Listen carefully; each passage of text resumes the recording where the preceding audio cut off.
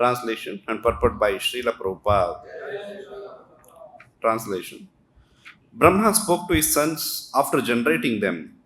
My dear sons, he said, now generate progeny. But due to their being attached to Vasudeva, the Supreme Personality of Godhead, they aimed at liberation and therefore they expressed their unwillingness. Purport. The four sons of Brahma, the Kumaras, declined to become family men even on the request of their great father, Brahma.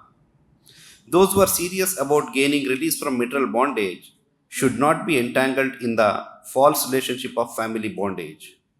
People may ask how the Kumaras could refuse the orders of Brahma, who was their father and above all the creator of the universe.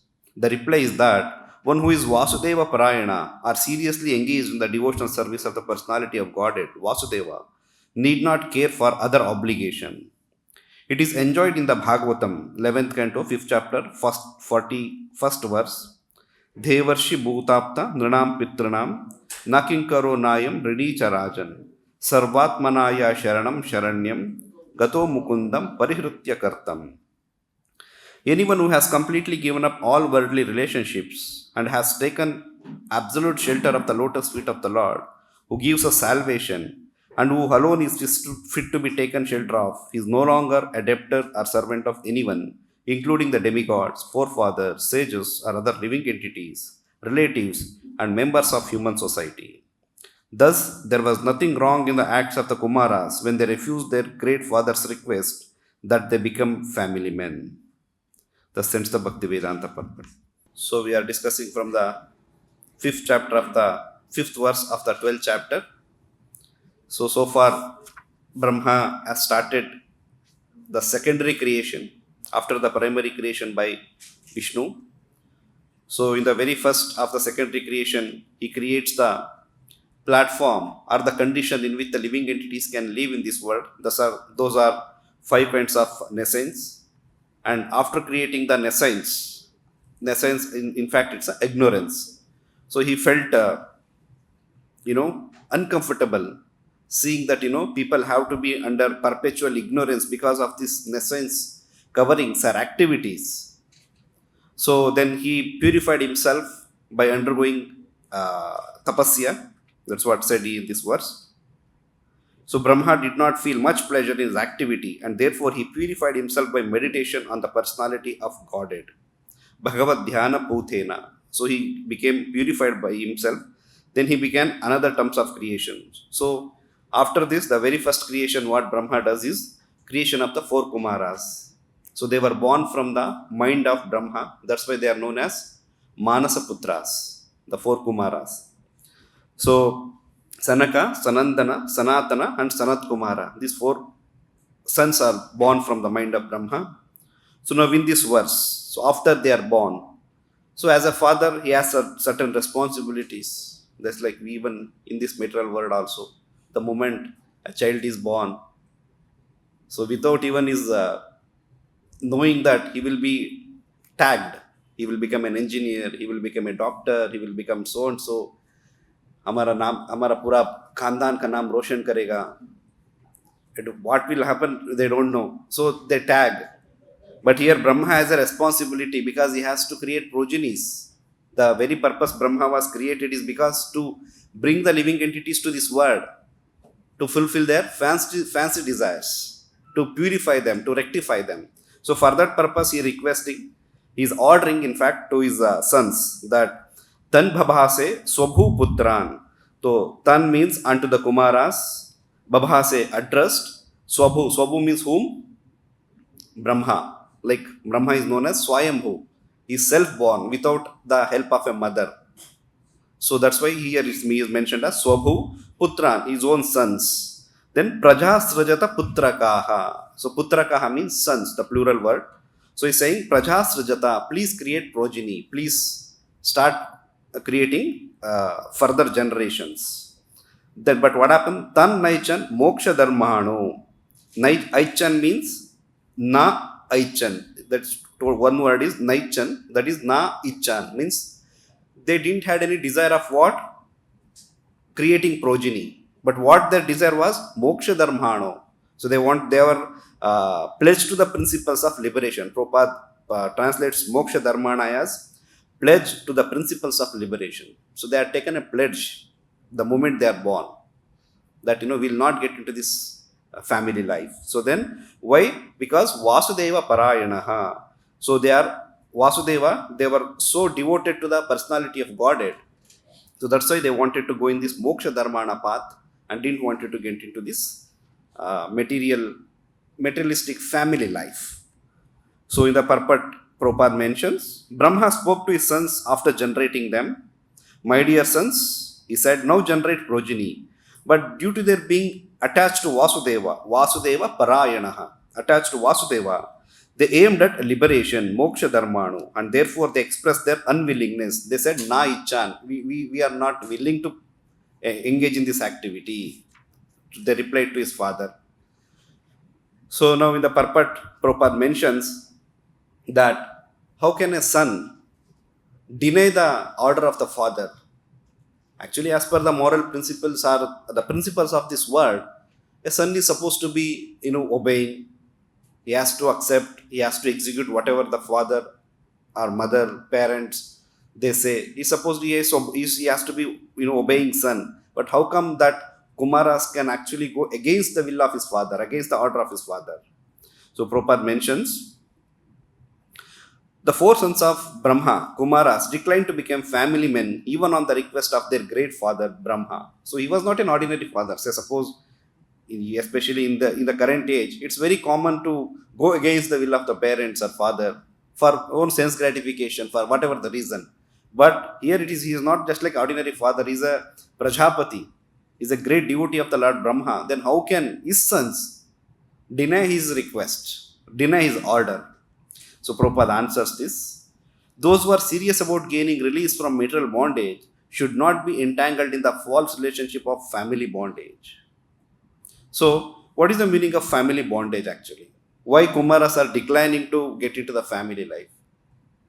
Actually, even if you consider in that way, even in the history, even in the Srimad Bhagavatam, there are many great devotees, those who are engaged in household activities, but still they are celebrated as great devotees. They executed the orders of the Supreme Lord. They followed all the principles of religion. But here Kumaras are saying that we don't want to do that. So there are two reasons. One is that one who is actually engaged in the worship of the Supreme Personality of Godhead or attached to the Personality of Godhead, Vasudeva Parayana, they don't concentrate on any other activity because their focus is their well-defined destination is focused for them. They don't want them to get distracted to any other activity other than serving the Supreme Personality of Godhead. This is the first reason. And second reason is that even though the great devotees are liberated souls, here Kumaras, they are liberated even from their birth. So, but still, they are afraid of getting into the family life because family life is like a old pole. So, once you get into, it's very, very difficult to come out of that. So, for these two reasons, they are declining the order of his father. So, Prabhupada further mentions, people may ask how Kumaras could refuse the orders of Brahma, who was their father and above all the creator of the universe. The reply is that one who is Vasudeva Parayana or seriously engaged in the devotional service of the personality of Godhead, Vasudeva, need not care for any other obligation. So in the Bhagavatam, that verse Prabhupada is quoting, Devarshi Bhutapta Nrinam Pitrunam, said a person, one who is completely engaged in the devotional service of the Lord, Sarvatmanaya Sharanam Sharanyam, one who has taken the shelter of the person who is supposed to be, Sharanyam means a person who gives shelter. Sharanam, taking shelter of a person who gives shelter. Sharanam, Gato Mukundam Parihritya Kartam. So he is not obligated, he is not bound by any such activities in this world. He is not obligated to any personalities mentioned here, like demigods. Bhuta means living entities. Nrinam, family members. Pitrunam, the forefathers. Then Na Kinkaro means human beings. So for any kind of these living entities, he need not have to perform any kinds of such obligations because he is actually engaged in the direct service of the Supreme Lord. So his Prabhupada mentions, He is no longer a debtor or servant of anyone, including the demigods, forefathers, sages, and other living entities, relatives, and members of human society. Relatives and family members, basically. So thus there was nothing wrong in the acts of Kumaras when they refused their great father's request that they become family men. So here the point is that the Kumaras, the reason why they are refusing is that they wanted to completely concentrate on in the devotional service of the Lord, not to get diluted in their determination. So similar such statement comes in another place in Bhagavatam, in the 5th canto, 5th chapter, the famous teachings of Lord Rishabdeva to his sons, headed by Bharat Maharaj.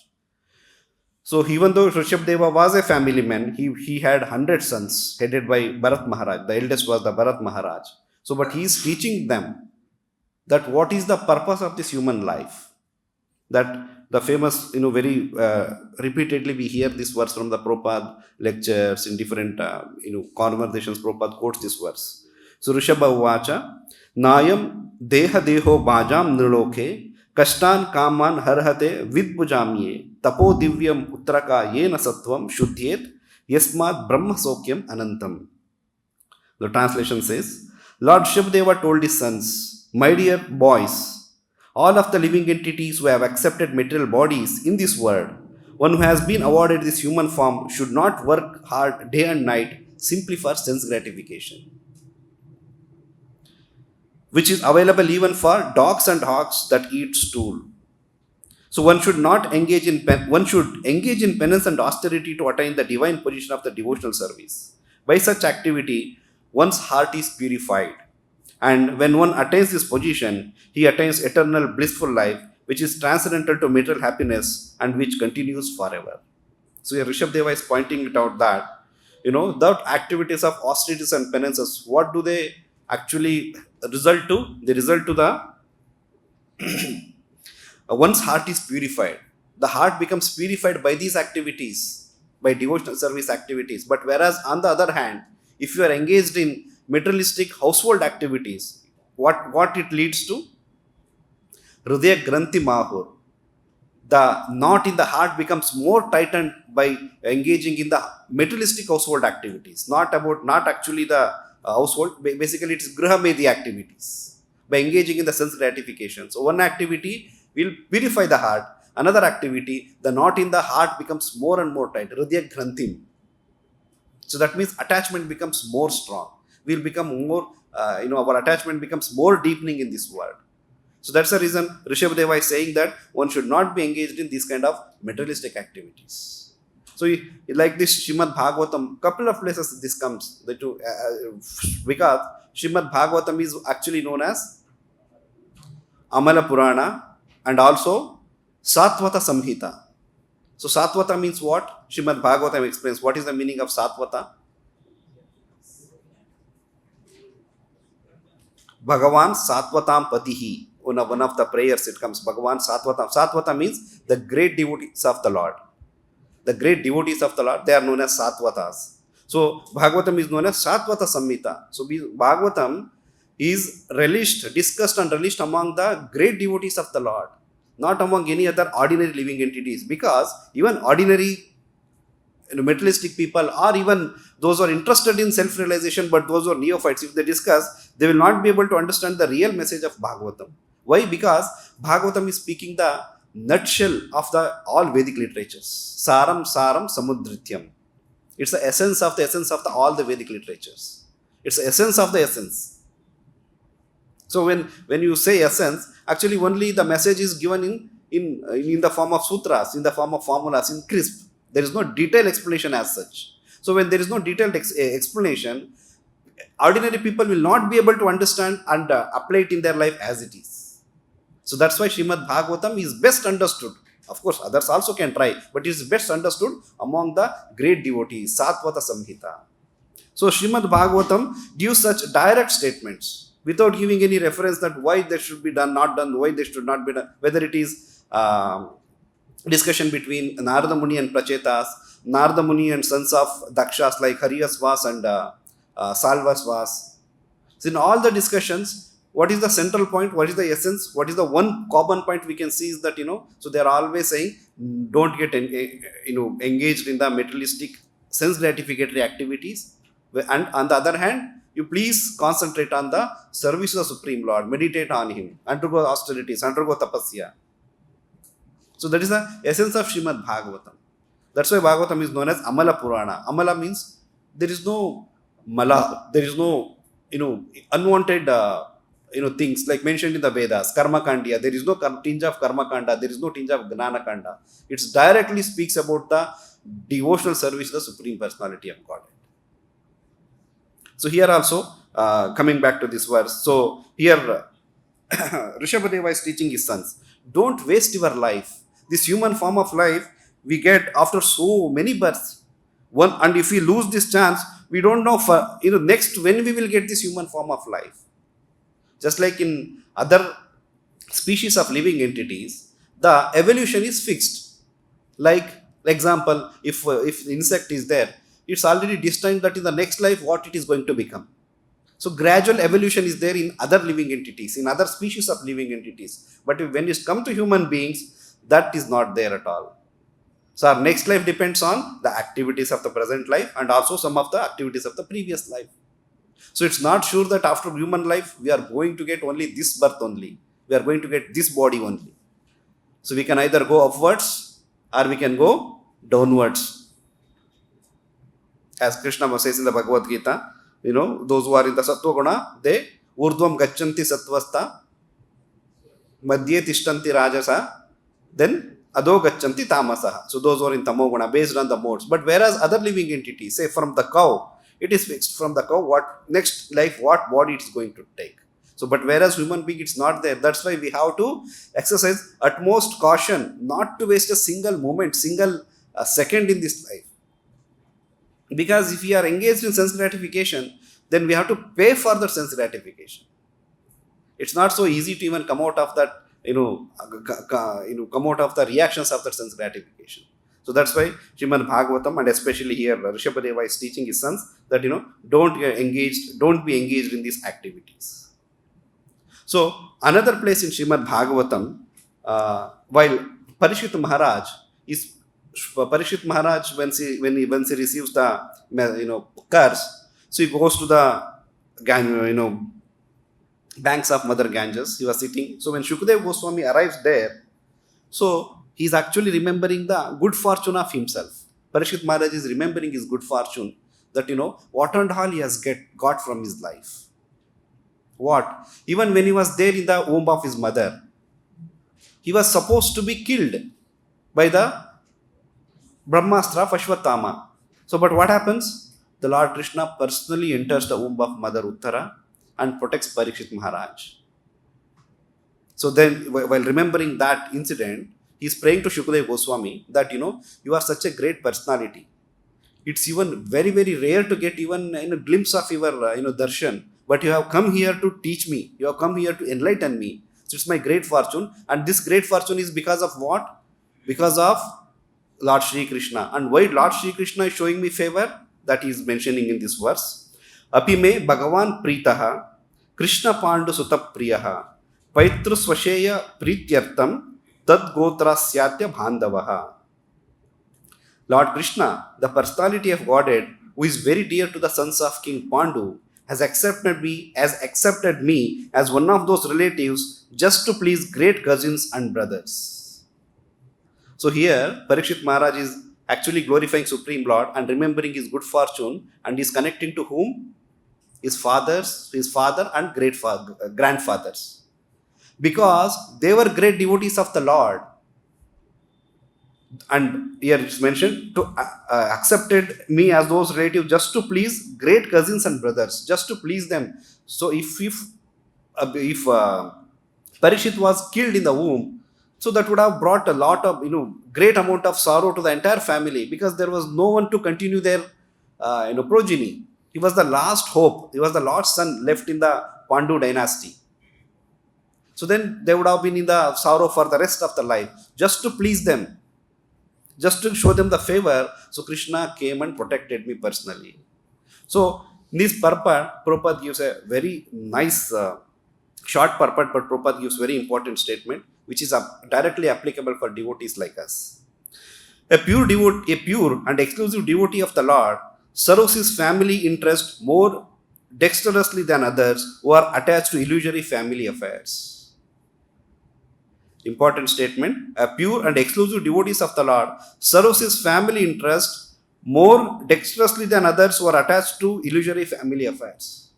Sometimes by our parents, relatives, and some so-called reputed people in the society, they accuse us that you're all escapists of your family, you are escaping from your family responsibilities. But whereas Prabhupada is mentioning that, we are doing a better, we are serving the family in a better way than those who are attached to the illusory family affairs. Generally, people are attached to family matters, and the whole economic impetus of human society is moving under the influence of family affection. Such deluded persons have no information that one can render better service to the family by becoming a devotee of the Lord. If a one person becomes the devotee of the Lord, how actually serving the family? Actually, the Lord Krishna personally takes care of the entire family. What else protection we can expect in this world? Our insurance, term insurance, all the FDs, fixed deposits, nothing will save us. Who can save? Only the Supreme Personality of Godhead. We'll come to that. Prahlad Maharaj statement in the 7th canto, he says that Balasya Neha Sharano Pitaro Narsimha. So we'll come to that after finishing this. So what is that which can save one from the one in this world? Not our family name, not our great family tradition, not our past activity, not bank balance, not our not our opulence, not riches. What can save? Only the Supreme Lord can save. That is the real saving. That is the real grace to the family. So by becoming devotee, actually we are actually doing a great service to the family. So they say you are all ditched your family members. By not getting married, you are actually doing disservice to the society. You are going against the principles. All these things are very bogus. That's why ordinary people cannot understand this. They have to come to a certain level to understand this transcendental subject matter. So even how much ever we try to convince them, it's very difficult actually. Sometimes they may get convinced. Why? That too, if they come in touch with Casey, they start chanting. After some time, they will understand, oh yes, what my son has done is not a wrong thing. Actually, he has done a great service. So, but initially, they will not be able to understand this. That's why Srimad Bhagavatam is known as Satvata Samhita. It can be understood by those persons, those who are already situated in a certain level of transcendental position, not by the neophytes. Then further Prabhupada mentions in this verse, the Lord gives special protection to the family members and descendants of a devotee, even though such members are themselves non-devotees. Okay, I have become devotee, and behind the son, family also becomes devotee. Okay, that is, we can accept that Krishna is giving protection. What about those who don't become devotees at all? They always, they are in their own material sense gratification life. So here Prabhupada is saying that even those non-devotees also are also protected by the Supreme Lord. So Prabhupada again quoting that verse, Prahlad Maharaj verse. Prahlad Maharaj was a great devotee of the Lord, but his father Hiranyakashipu was a great atheist and declared enemy of the Lord. But despite all this, Hiranyakashipu was awarded salvation due to his being the father of Maharaj Prahlad. Who can be more sinful, more demoniac than Hiranyakashipu? So when he himself is given salvation, he himself is given, he saved by the Supreme Lord, then what about others, those who are there in this, current family members? So the Lord is so kind that he gives all protection to the family members of his devotee, and thus devotee has no need to bother about his family members, even if one leaves such family members aside to discharge the devotional service. So one need not have to think about this. That's what Kumaras are doing here. Their great father, Pitamaha, he's ordering them, and they are saying no. So on the strength of what? On the strength of the statement of the Shastras, that one need not have to get obligated by such family requests. because they have a better duty to perform in the Krishna consciousness. I'll read that once again. The Lord is so kind that he gives all protection to family members of his devotee, and thus the devotee has no need to bother about his family members, even if one leaves such family members aside to discharge devotional service. So, why Lord gives protection to the family members? Because devotee should not be in anxiety while he is performing his devotional service. No, what will happen to my family members? There, some disease has come, some problem has come.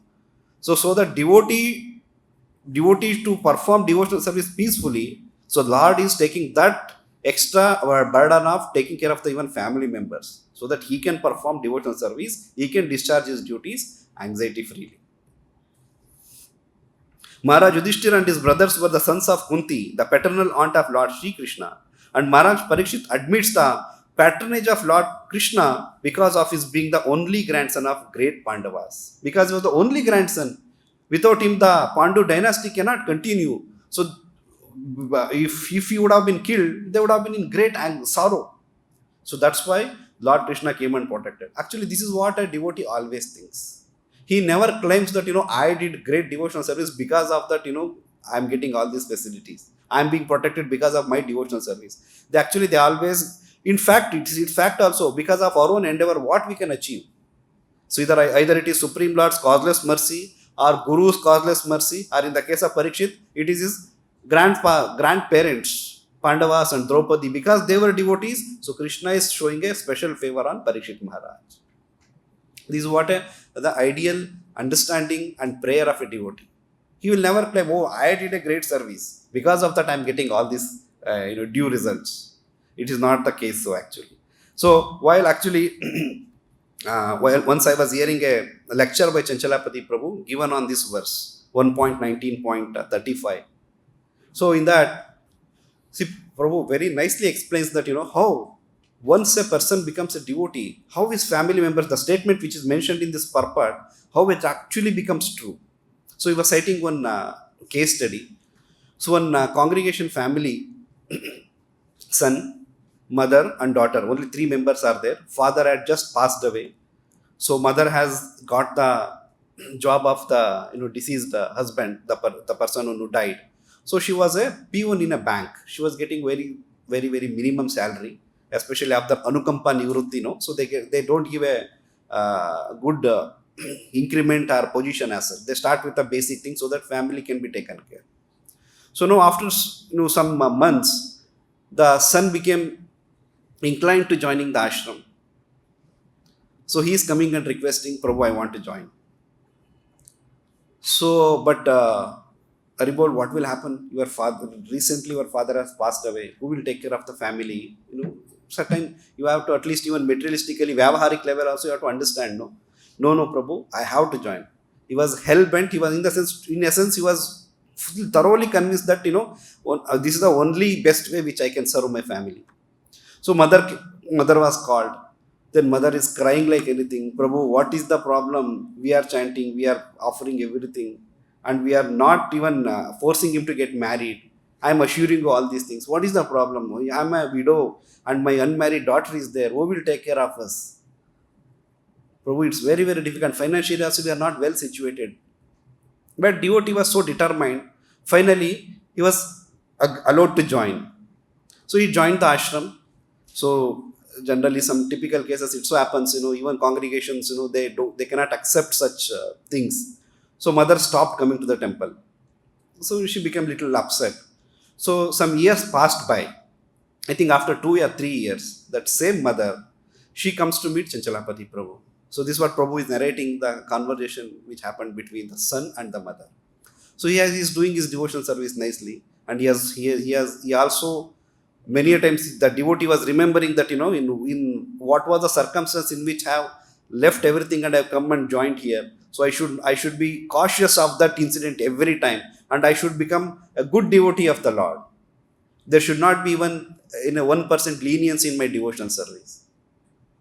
So then mother comes after 2-3 years. She comes to meet Chanchalapati Prabhu. I think it's more than 3 years, I guess. So mother is actually narrating. She came and Prabhu, First of all, I would like to ask forgiveness. For so many years, I did not come to temple. I did not, I was not favorable. I was not accepting that, my son has joined the ashram. I was not able to accept that fact. But, whenever I called, over phone, whenever I used to call, he was always telling that, don't worry, mama. See, when he was quoting all these verses that, Krishna will protect, Krishna will protect. But I was not really able to understand how Krishna will protect. But today, I have come to narrate my own personal story that, how Krishna protected my family. Like we were staying in a rented house, getting some, minimum salary from the bank. And as per, because that after the husband is died, so the job is given to the mother. So generally, they are not considered for the increment, promotions also. So as per my, the bank policy, I was suppose from P1 to I was just maximum what I get is plus one job, means one position higher than what I am doing now. But what happened one fine day? So my manager came to know about my family situation. He called me and he said that, see, such a, thing has happened in your family. I'm very, very sorry. And your husband has served this bank so nicely. So we are going to promote you as an assistant manager because you are also educated. Your education qualification is good enough to become an assistant manager. So I got 4 times the hike of what salary I was getting. And also they helped me in getting a loan to construct a house. So I took a loan with a very minimum interest rate, and I purchased an house now. And daughter has finished her studies. She has come to the marriable age, and I have kept sufficient money for that her marriage also. So now I am realizing that my son's statement when he was joining, that who will take care of me, when I asked, he said, mother, you need not have to worry. Krishna will take care of you. Narsimha is assured that he will take care of the family members. So now you may not realize, but patiently wait for 3-4 years or some years. We don't know how many years the reciprocation may take. So that mother is coming and thanking the temple and Prabhu that, I could not understand at that time. But now you see, by the Lord's grace, I am well situated. So now today at least I'm convinced that, what my son has done is not a escapism from the family life. He has done a better service to the family. See, these kind of instances actually, many such reciprocation from Krishna happen in each and every devotee's life. But what? We should be able to see those reciprocations. Even to see this reciprocation of Krishna, we need a, special, attention. We need such, devotional platform to see the reciprocation. Otherwise, what will happen? Even though so many things are happening around us, we will not be able to recognize and appreciate those reciprocations of Lord Shri Krishna. So from this verse, we can understand, if at all we have to do any service to the family or nation or to the society or relatives, that's only by becoming the devotees of the Lord. The more we discharge our devotional service sincerely, the more the Lord will, the Lord will increase His protection to the family members. Only thing what we are supposed to do, suppose if one of the family member is going through some very difficult time, maybe with respect to the health, he has diagnosed with the cancer, is struggling. So what we should do? Should we really, get disturbed and think about that family? Some financial problem has happened, financial, crisis has happened in the family. Actually, even if you think also, you will not be able to solve that financial crisis. That's what Prahlad Maharaj is saying, that, our family, our relatives, our great patronage will not, help us to save the human being. What will save? Only the Lord's grace. Balasya neha sharanam pitaro narsimha. So only the Lord can save us actually. So by we becoming, disturbed, we are giving too much of attention to that problem, will not solve the problem. What will solve the problem? We should try to become more humble devotees. We should try to increase our devotional service to the Lord. We should try to increase our surrender to the Lord. Pray to the Lord that because of this incident, really I am getting disturbed. Please remove this distress from me so that I can perform my devotional service peacefully.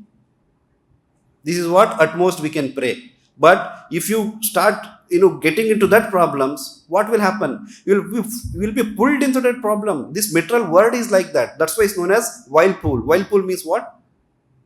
Hindi mein wo kya bolte? So that one. If you get into that water, in a rivers especially, So if you get into that, you will never be able to come out of that. You will be sunk inside to the deep of the river. So these material problems are like that. So only solution to all these material problems is what? We should become more surrendered. We should become more humble. Our service intensity should increase. Then you can see that yes, Krishna will actually give protection to my family members. Only Krishna can save them from all those problems, not our endeavor, not our intervention. So that is the reason here Kumaras openly they are saying that no, father, we are not interested in family affairs, because they know that this material world, this family affairs, family bondage is very, very dangerous, and also they don't have much time to do all these activities. Even Madhavendra Puri, in one of his prayers to Krishna, he prays that I am not able to do Gayatri chanting, I am not able to do all this Pitru Tarpana to my ancestors. He's asking forgiveness, he's asking excuse from all those things, because I am not even getting time to meditate on the Supreme Lord. This 24 hours is not sufficient to meditate on the Supreme Lord. Then where will I do all these things? So that's why, so whatever activities Prabhupada in the purport justifies that what Kumaras have done is the best. There is nothing wrong from either from material point of view or from transcendental point of view. With this, I'll stop here. Grantara Srimad Bhagavatam ki, Jagat Guru Srila Prabhupada ki, Nitai Gaur Premanande.